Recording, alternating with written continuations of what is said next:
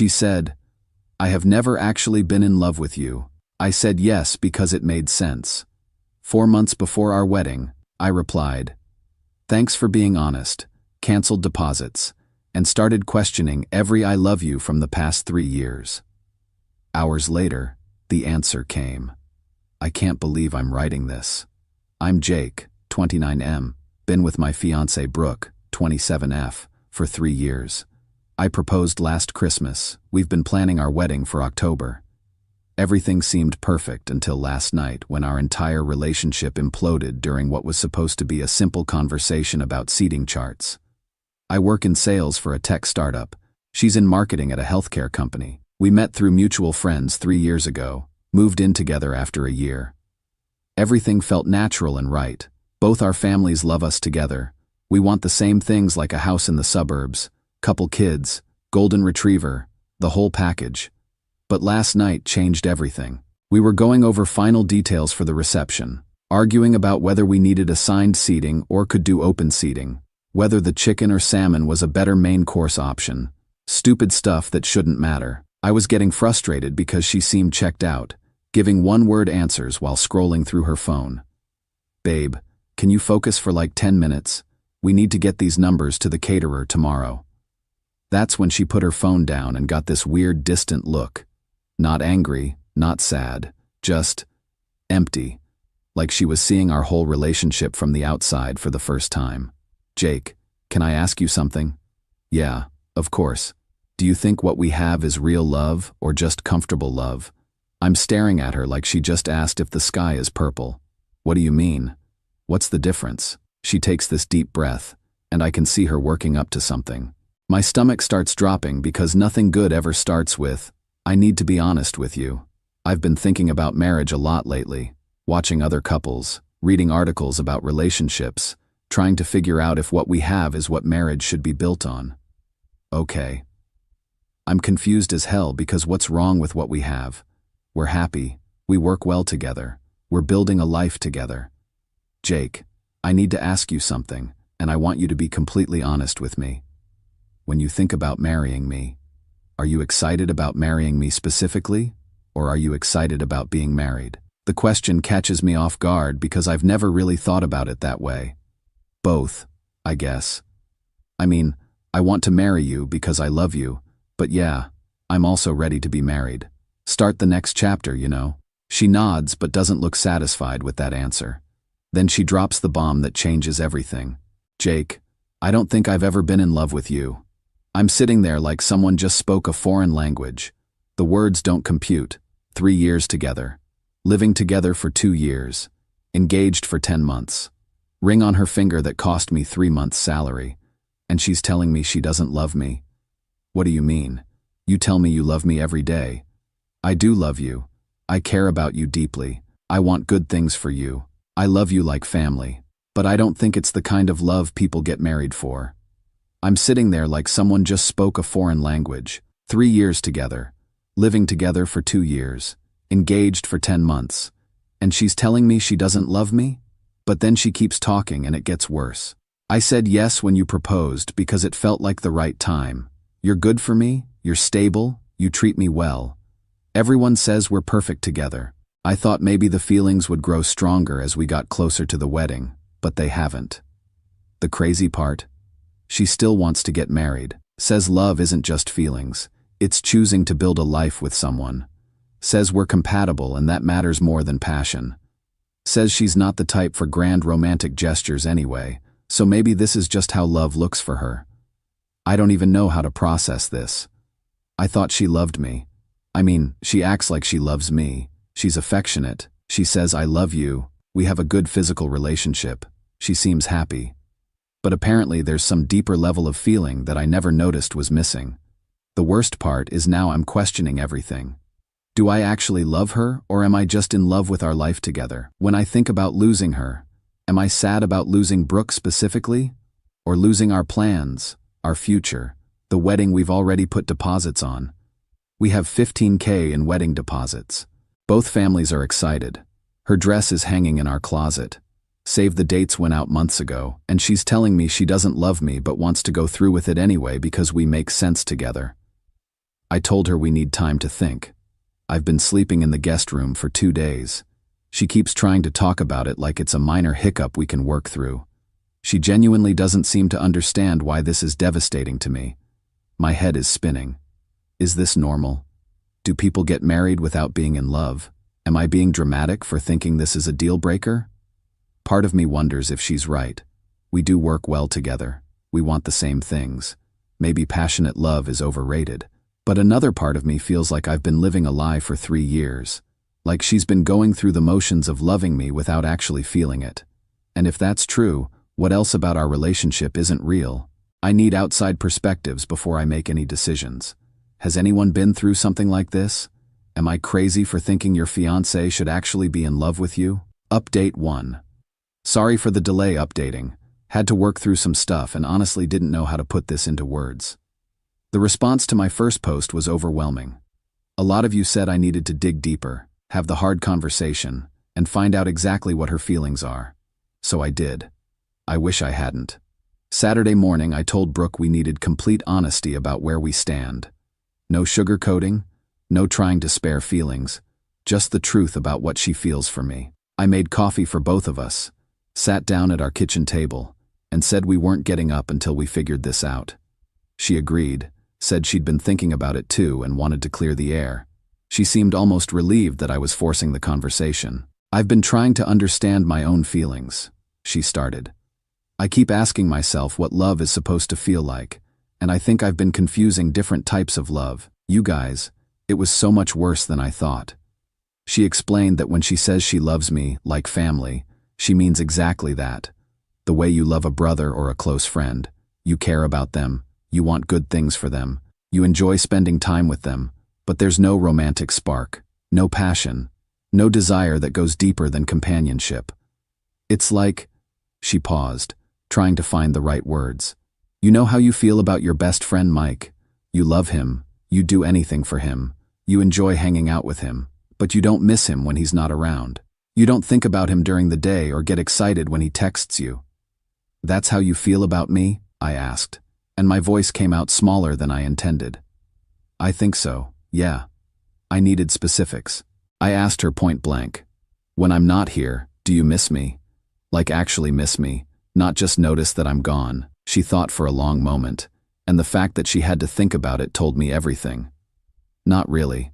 I think about you sometimes, wonder how your day went, but I don't feel incomplete when you're not here. I don't count down hours until you get home. Do you ever just think about me during the day? Like random thoughts about something I said or did?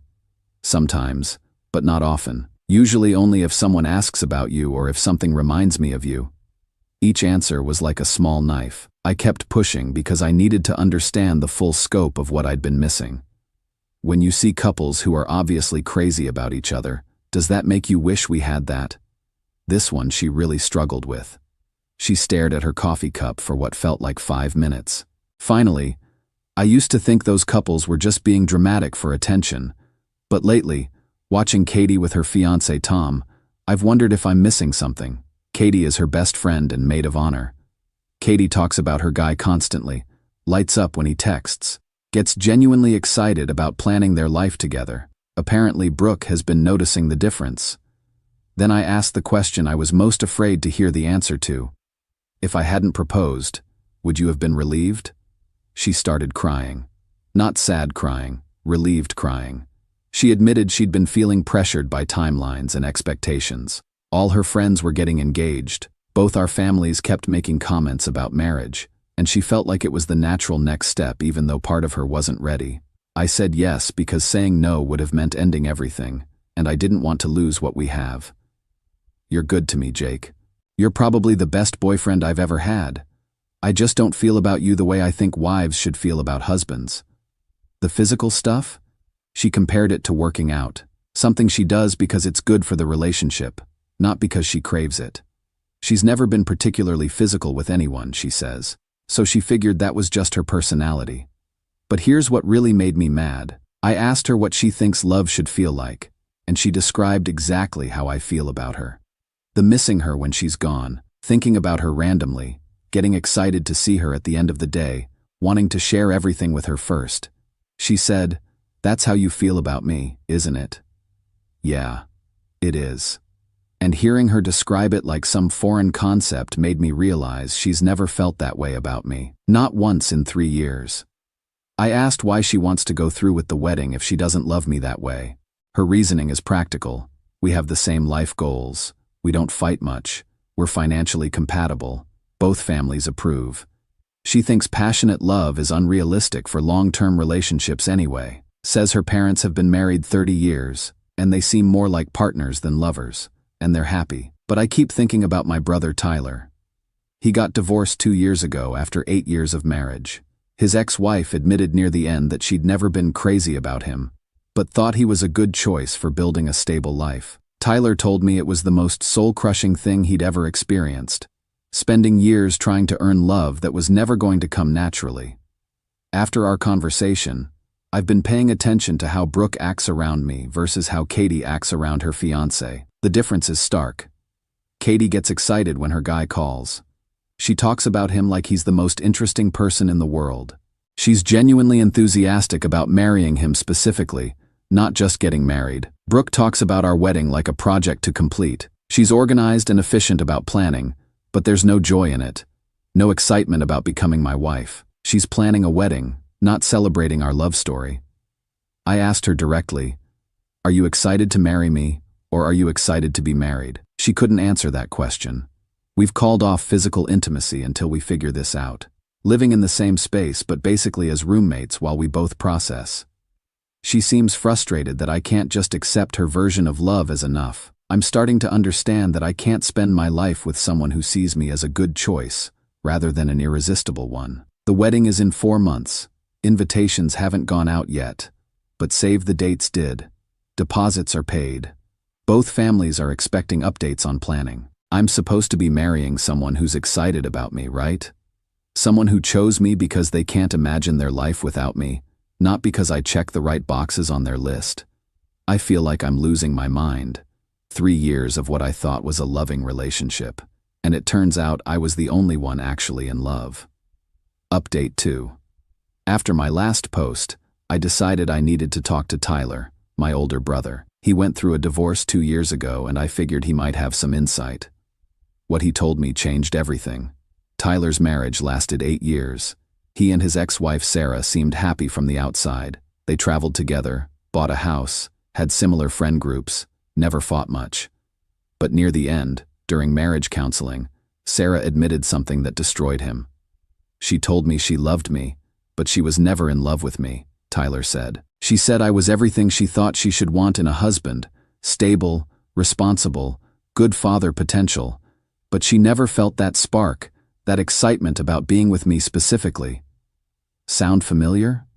Tyler described what those 8 years were like from his perspective.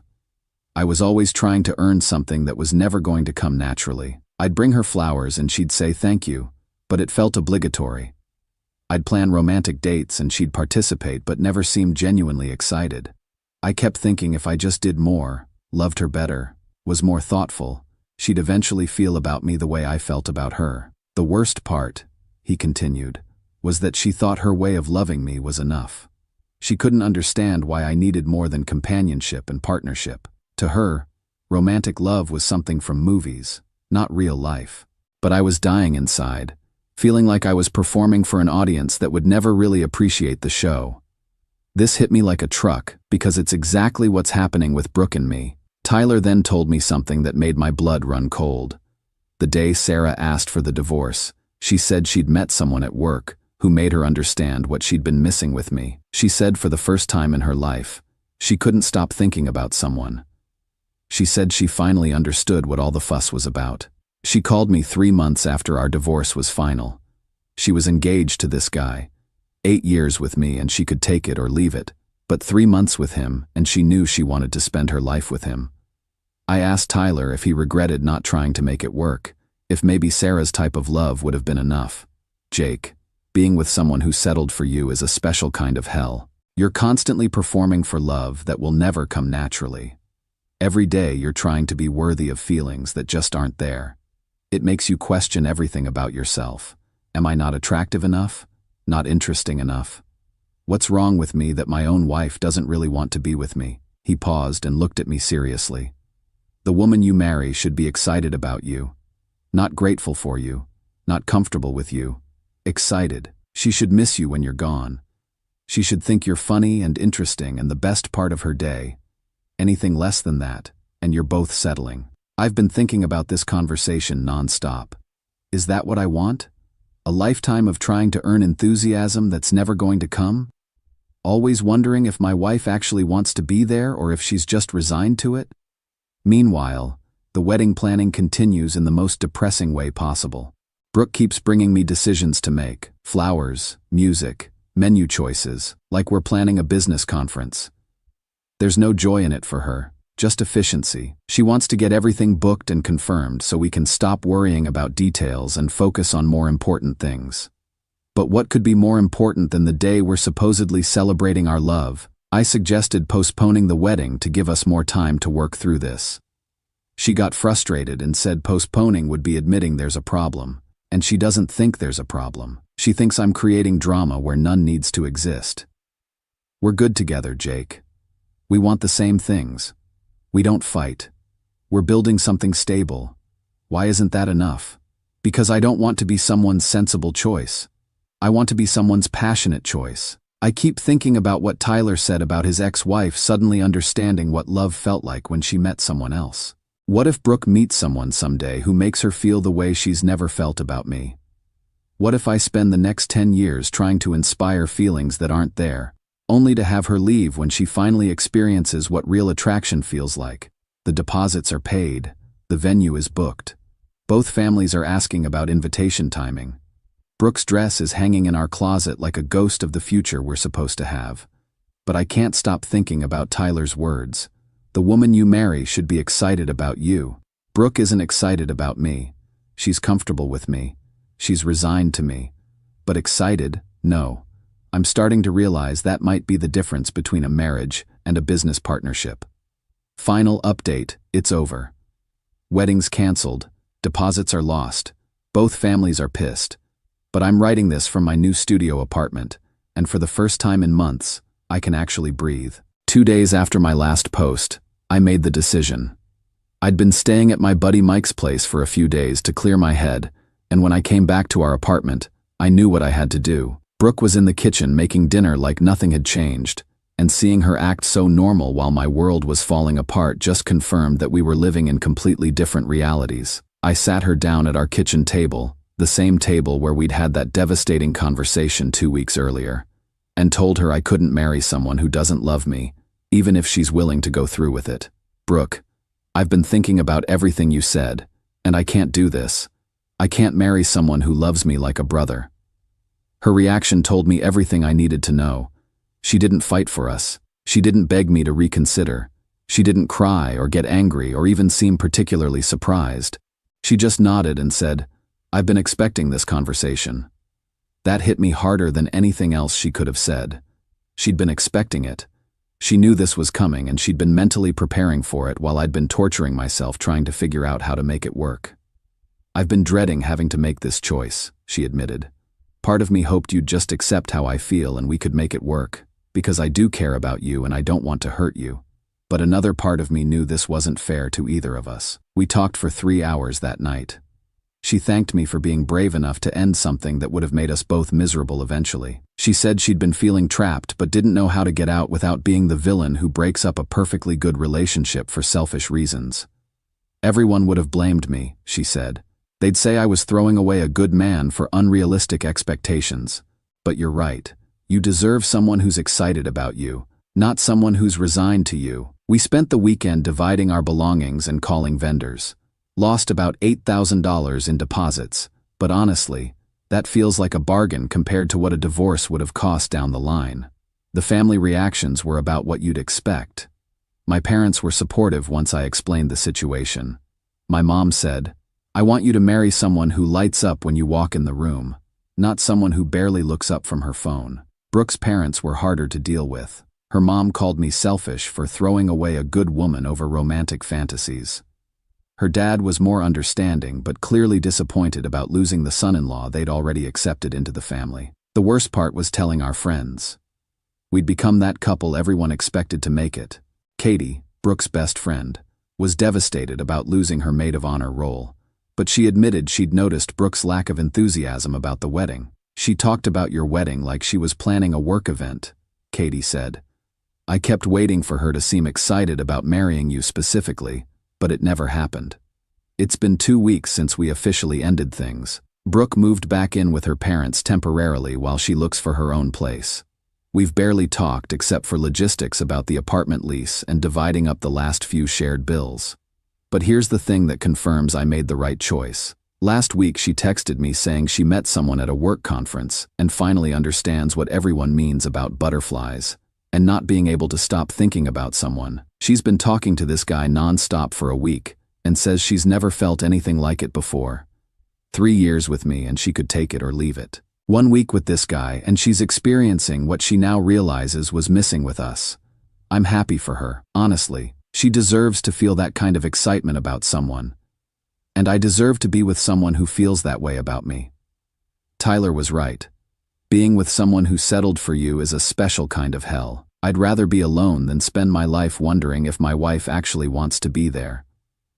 I'm 29, starting over, living in a studio apartment with furniture from Facebook Marketplace and a mattress on the floor. Some days that feels depressing as hell, especially when I see couples our age getting married and buying houses.